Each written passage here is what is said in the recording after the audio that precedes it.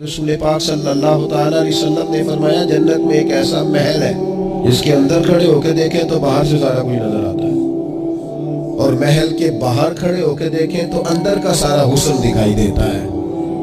تو حضور توجہ دلاتے تھے تو صحابہ میں شوق پیدا ہوتا تھا، یا رسول اللہ کس کو ملے گا؟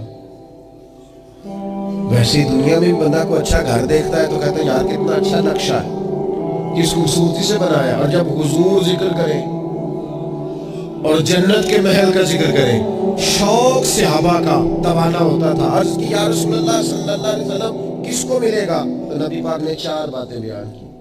فرمایا ایک وہ بندہ جو اچھی بات کرے، وقولوا للناس حسنا، لوگوں سے اچھی بات کہے، وہ ہمیشہ معاشرے میں بری خبریں ہی دینے کا عادی نہ ہو، لوگوں کی عیب جوئی اس کا مزاج نہ ہو، اچھی بات کرے۔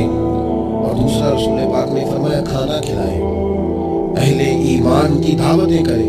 اور تیسرا فرمایا کثرت سے روزہ رکھے۔ اور چوتھا فرمایا جب لوگ نیند کے مزے لے رہے ہو نا تو یہ اٹھ کر اپنے رب کی عبادت کرے۔ ساون کی کالی راتوں میں جب بوندا باندی ہوتی ہے، وہ راتوں کو اٹھ اٹھ روتے ہیں جب خلقت ساری سوتی ہے۔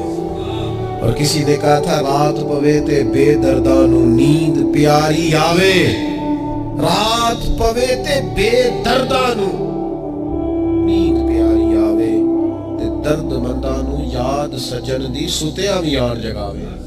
فرمایا جب لوگ خواب خدگوش میں ہوں، نیند کے مزے لے رہے ہوں، تو رب کے بندے اٹھ کے اپنے رب کو یاد کرتے۔ والذین یبیتون لربہم سجدا وقیاما، یہ 4 چیزیں جن لوگوں میں پائی جائیں، حضور فرماتے انہیں وہ عالی شان محل ملے گا جس کی تعریفیں گویا خود رسول کریم نے بیان فرمائی۔